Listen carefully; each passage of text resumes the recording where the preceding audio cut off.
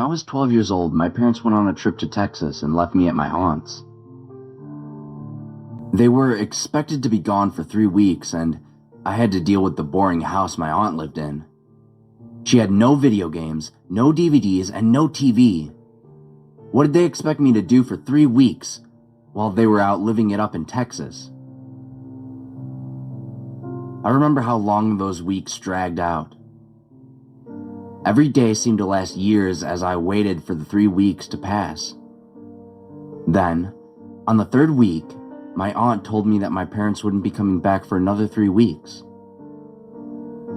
She seemed upset when she said this, and I figured it was because she was stuck watching me for an extra 3 weeks. The next 3 weeks weren't that bad. I had met a friend down the street from my aunt's house, and he had a PS2 that we would play all day. I was starting to enjoy myself. At the end of the next 3 weeks, I was more than ready to see my parents. A month and a half without them was terrible, and I missed my home. My aunt walked outside as I headed out with my bags packed. I remember how upset I was when she told me that my parents had decided to go to New Mexico for 3 more weeks. I thought they had abandoned me, and I started to get depressed. The next 3 weeks were just as uneventful as the first 3. I had forgotten how my house looked, and I had nearly forgotten the faces of my parents. I was ready to go home. The night before my parents were supposed to be back, I was woken up to a tap on my shoulder. I looked up and saw my mother and father standing over the bed smiling at me. I was so happy to see them, and I hopped out of my bed to hug them both. "We can't stay for long, buddy. We have somewhere else we need to go," I remember my dad saying. We walked out to the car and they drove me around for a while. We didn't talk much, but I was so happy to be with them even for a little while. When we finally arrived back at my aunt's house, I was reluctant to let them leave. I ran into my room and came back with the camera my dad had bought me before they left. I asked them to take a picture with me so I wouldn't forget their faces. I set the camera on the hood of the car and set the timer on it before hugging my parents and waiting for the flash.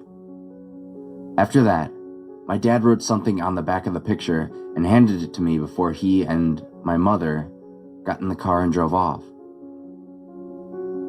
In the morning, I woke my aunt up and told her that my mother and father had visited me last night. She looked at me with so much sadness in her face that it worried me. You must have been dreaming," she said to me, fighting back the tears. "Why?" I asked her.